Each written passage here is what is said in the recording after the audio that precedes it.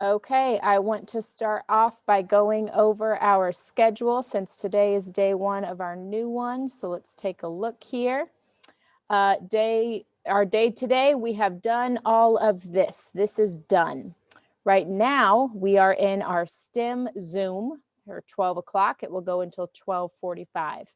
At 12:45, I'm going to close this Zoom, and I will open another Zoom, and that will be our office hours.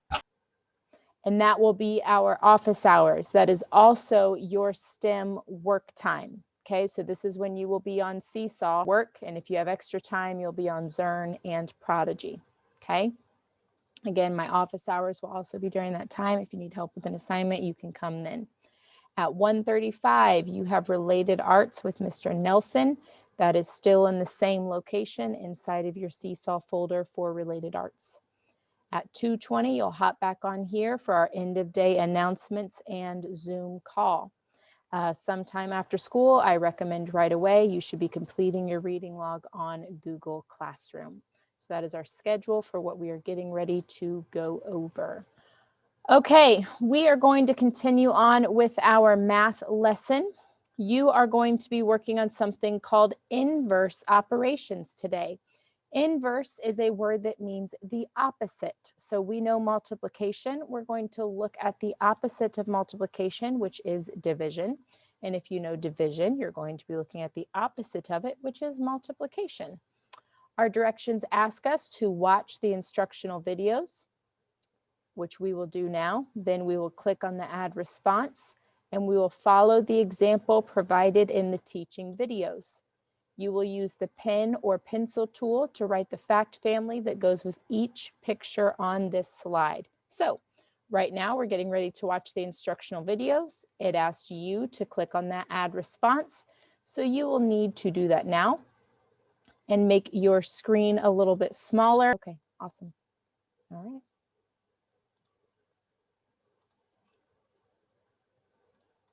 Learning target is to represent the concept of division of whole numbers using the inverse of multiplication. First, I'd like you to click on the video, the Learn Zillion video, to learn about how multiplication and division are related. Alrighty, so on our next slide, we have a Learn Zillion video that we will take a look at together. And here's how multiplication and division are related. There is no work on Seesaw for this, so just be watching your screen right now. Multiplication is creating or counting equal groups. This says that we have two groups with 5 in each group for a total of 10. But when we talk about division, we're still talking about equal groups. We're just reversing the process. So, how are multiplication and division related? In this lesson, you will learn how division is the inverse operation of multiplication by visualizing the parts of a division problem. Let's review. You know that 2 added to 8 gives you a total of 10. And in addition, we can also flip the order of the addends, which says that 8 plus 2 also equals 10. But subtraction's a whole different story. It's the reverse of addition. So if I start with 10, my total, and I subtract 8, my difference, the solution to a subtraction problem, is going to be 2. But this time, if we start with a total of 10 and subtract 2, our difference won't be the same. This time, we'll have 8 remaining. And having 8 minutes subtracted from your recess is certainly a lot different than just having 2 minutes taken away, right? Well, division and multiplication have a similar opposites relationship. In mathematics, it's known as an inverse relationship. When we're talking multiplication, we're saying we have two groups of 5 students in each group for a product of 10 students in total. With division, we're beginning with our total number of students, 10, which we call the dividend. The next piece of information is the divisor. It means how many groups are there. In this case, the divisor says we're going to have 2 groups. The last piece of missing information is how many are in each group. A strategy to figure that out would be to simply fair share among the groups. 1 for you, 1 for you, 1 for you, 1 for you, and so on until we fair shared all of our dividend. Once we've done this, we get our missing piece of information. In this case, it's 5, the quotient, meaning we're looking for how many are in each group. In this lesson, you have learned how division is the inverse operation of multiplication by visualizing the parts of a division problem. Alrighty, it looks like maybe it got frozen or paused there for a second. I apologize for that. We are looking at division and multiplication as inverse or opposite operations, okay? We are getting ready to have you follow along. So inside of your student response, well, hold on. Oh, no, we're gonna do that after. Here's an example. In the video, you probably heard that division is really just the inverse of multiplication, or the opposite.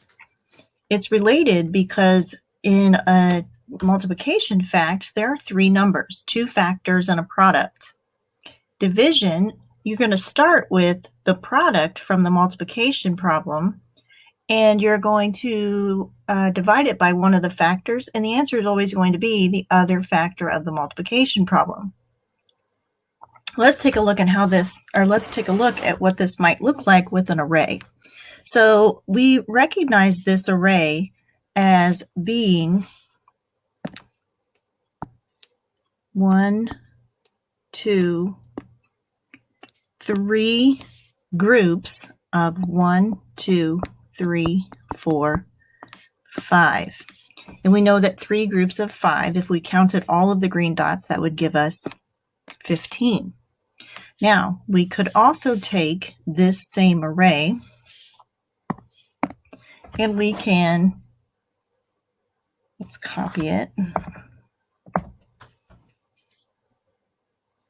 If we took this array and we flipped it like this, then the multiplication problem would look something like 1, 2, 3, 4, 5 groups of 1, 2, 3. Now I didn't change how many dots were there. I just changed the way they were configured or set up. 5 times 3 is still going to be 15. Now, division is just the inverse of that, so we're going to use the same numbers. So we still have 15 dots in each of these 2 pictures or arrays. So we have 15 and 15. This first array right here has been divided into 3 groups. So you'd say the 15 green dots divided into 3 groups means that you're going to have 5 dots in each group. This array over here, when we flipped it, we can see it's been divided into 5 different groups, and each of the 5 groups contains 3 dots. Okay, so this is an example on how multiplication and division are inverse operations. What questions can we answer about that right now? Any questions about how we're using factors as divisors and dividends? Okay, we're feeling pretty good. All right. Got something in the chat. Let me check. Okay. Here's another example. Let's take a look at how this works when we have equal groups. Okay, people are telling me this is not playing. Are you guys seeing this? Is this playing? Thumbs up or thumbs down? It's playing. It's playing. Okay, I thought so. All right, thank you. In the picture up here of the trains, we have 2 groups of 3 trains. And if we counted all the trains all together, that would mean we have 6 trains all together. Now we could also do this as 3 groups. And let's borrow a train here.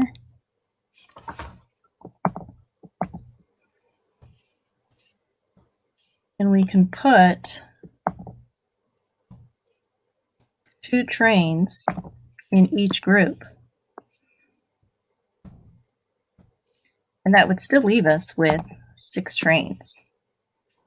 It just is a little different picture. They're both, oops, let me leave that there. They're both equal to one another. 2 groups of 3 trains equals 6 trains altogether. 3 groups of 2 trains equals 6 trains altogether. So the multiplication sentence that would go with the second picture we made would be 3 groups of 2 trains equals 6 trains. Now, as we talked about with the array, we didn't change the number of trains on either side. The first equation, we have 6 trains, and it has been divided into 2 groups. 6 divided by 2 is 1, 2, 3 in each group. And we look at the second picture that we made. This time we still have starting with 6 trains, 2, 4, 6. And this time we've divided it into 1, 2, 3 groups. And each group contains 1, 2 trains. All right, so this example that we looked at first shows you multiplication and division when shown as arrays. This example shows you multiplication and division when shown as equal groups. The process is still the same. We're still going to identify the factors and the products and the quotients and the dividends from the picture, whether it's an array picture or an equal groups picture, but the way that we think about them is slightly different. Questions on equal groups or arrays as multiplication and division? Okay. This is an example of a fact family. So what do you do when you're only given the numbers for the equation? Here's the answer. And when you have a group of 3 numbers and you are able to create 4 different math equations, 2 multiplication and 2 division, we call that a fact family. So in this case, we've got a triangle, and inside the triangle is our fact family. These numbers go together because they can create two true multiplication sentences and 2 true division sentences using those same 3 numbers. And because we can reuse those same 3 numbers for all 4 problems, that's considered a fact family. So let's see how this works. If we have a fact family, we know from our previous examples that the lower numbers, or the factors, are going to be the lower numbers. We've got, in this case, we have 3 trains and 2 groups. All together, that equals 6 trains. So in this case, we're going to take our 8. We can have 8 groups of 2. That equals 16. Or we can have 2 groups of 8. That equals 16. And just like on the previous examples, we started with the total amount of objects. In this case, it was trains. In the first case, it was dots. In this case, we aren't given a picture, but we know that the entire group must be 16 because it's the largest of the numbers. So we can take all 16 items, whatever they may be, and we can split it into 2 groups. And if we took the 16 items and put them into 2 groups, we know because of the fact family, we would have 8 items in each group. Likewise, we can start with 16 items, and we can make 8 groups. And we know, because of it being a fact family, we know that if we take 16 items, break it into 8 different groups, we are going to have 2 items in each group. So one of the things that's really important to recognize is that in multiplication, your equation will end with the largest number because multiplication is addition, which makes items larger or groups larger, okay? In division, we're taking the largest amount and we're breaking it down into smaller groups by subtracting them until we have nothing left. So in division, the largest amount will always be the first in the equation. Multiplication, largest amount will be last. Division, largest amount will be first, okay? It's a very large way to check yourself and a good hint for you to hold on to. Okay, so now we're going to look at a couple of these examples together. You were asked to click on the Add Response button. Let's add a response, so you should be looking at slide 1 for your work. Awesome. All right, we're going to work on some of these together, and then the rest are going to become your independent work. So we're going to work on this one right here with the little alien monster looking guys. I'm going to take a look at the first one, and our directions say use the array to write a fact family. Fact families are equations that go together with the same numbers. We know we're working on multiplication and division. So the multiplication is usually a good place to start because it doesn't involve counting all of the objects first. So I'm going to count how many groups or rows I have.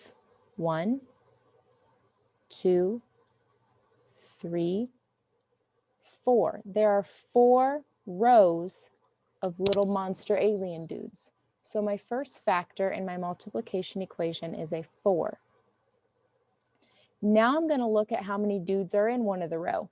1, 2, 3, 4, 5. There are 5 monster alien dudes in each row. So my second factor is a 5.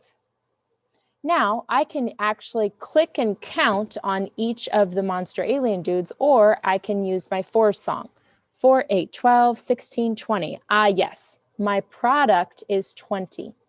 And if I were to count 5, 10, 15, 20, sure enough, there are 20 little monsters there.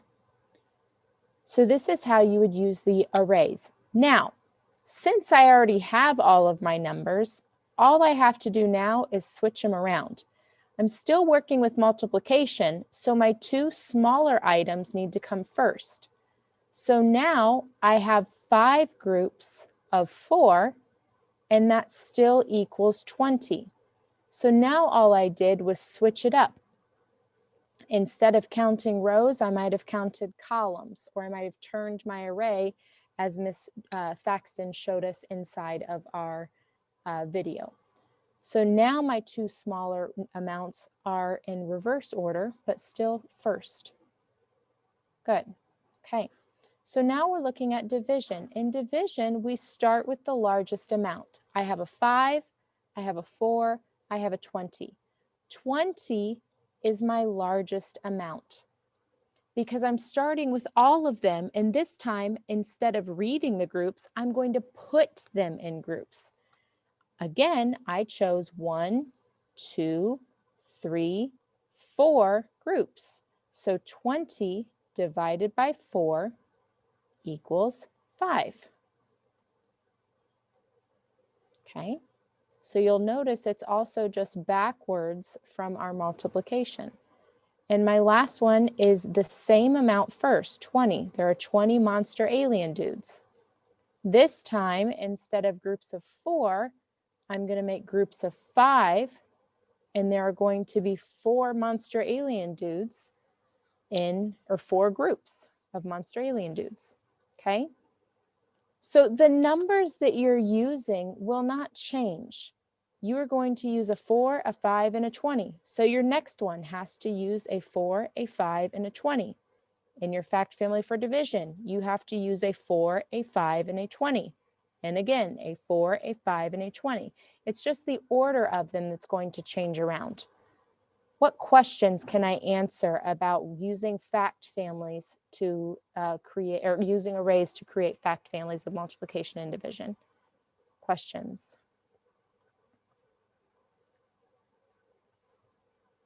Okay, we're feeling good. All right, let's take a look at one for equal groups. Go ahead and go to slide 2. We're going to look at this first one of gummy bears together. I'm a gummy bear. I'm a gummy bear. I have nieces and nephews. I know about that song. Alrighty.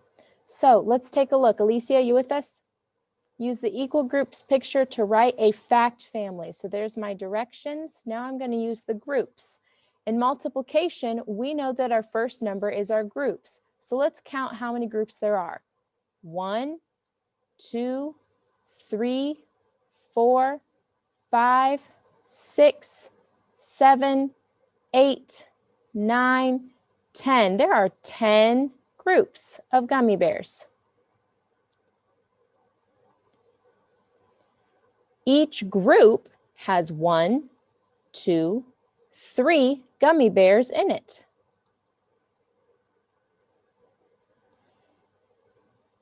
Now I need to count all of my gummy bears. I could go 1, 2, 3, 4, 5, or I know how to count by tens 3 times. 10, 20, 30. Ah, my product is 30. 10 times 3 is equal to 30. So now in multiplication, we're just going to switch the order. Instead of 10 times 3, if we were to regroup these, we could also create 3 groups of 10 gummy bears. That's what I would prefer. I would much rather get a group of 10 gummy bears than a group of 3.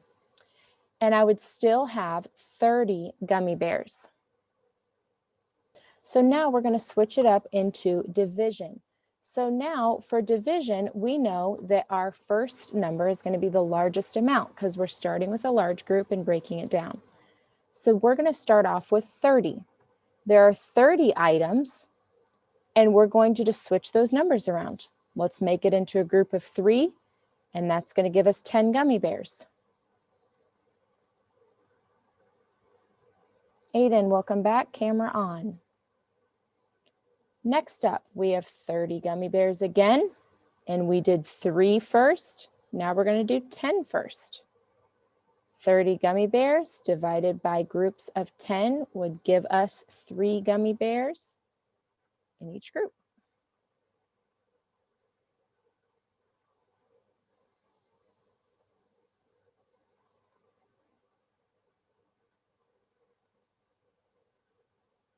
Questions on how to use equal groups to show these?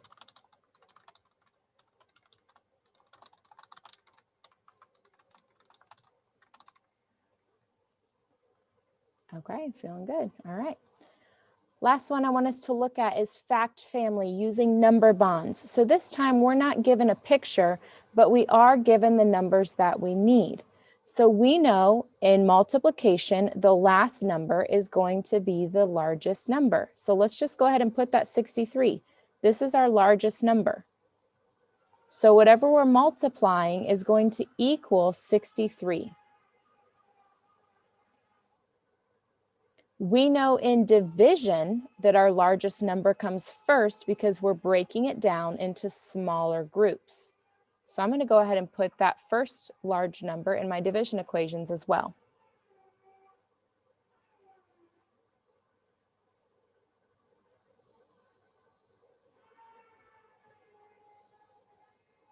So now when we multiply, we're going to take our 2 smaller amounts. I see a 7, so let's multiply by a 7, and we have a 9. 7 times 9 equals 63. We can prove that. 7, 14, 21, 28, 35, 42, 49, 56, and 63. And look at that. I have 9 fingers. I counted those lyrics 9 times. Okay? So now that I know my math is correct, I'm just going to switch these up. If 7 times 9 equals 63, 9 times 7 also equals 63.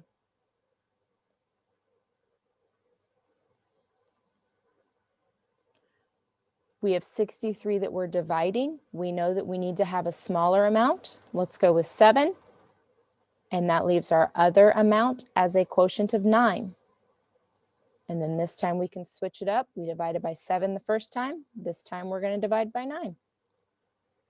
So again, my numbers remain the same. Okay.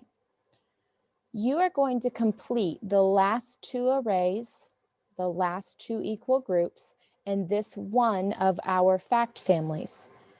In your instructions, it also says there are 2 challenge slides. Give them both a try using what you know about multiplication and fact families. So yes, you need to try these challenge slides. Again, it gives you the fact family numbers there.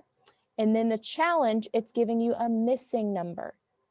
So it's asking you what number is missing, and you'll have to solve multiplication to figure that out. On the second challenge slide, you're looking for information from a word problem, and you'll create a fact family for that word problem as well. Okay? As always, you'll need to rate yourself on your success criteria. How do you feel about relating multiplication and division? Great, I've got it.